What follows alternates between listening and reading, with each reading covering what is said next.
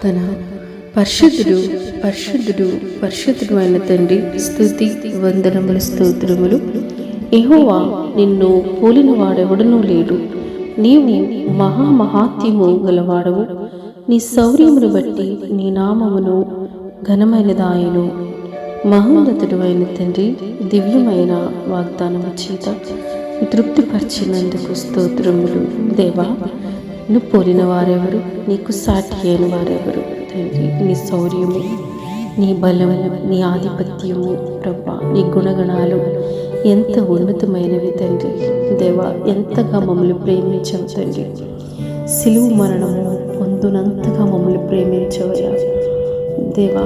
మా కొరకు తండ్రి యాగమై, అర్పణై, బలియాగమై మా అందరి పాపము నిమిత్తము కూడా ప్రభా ఒక్కసారి బలిగా అర్పింపబడిన సర్వోన్నతుడు అయిన దేవుడివయ్యా. నిన్ను పోలిన వారెవరు? నీకు సాటి అయిన వారెవరు తండ్రి? ధవళవర్ణుడివి నీవే, రత్నవర్ణుడివి నీవే, 10,000 మందిలో అతి కాంక్షణీయుడైన దేవుడు నీవే కదా తండ్రి.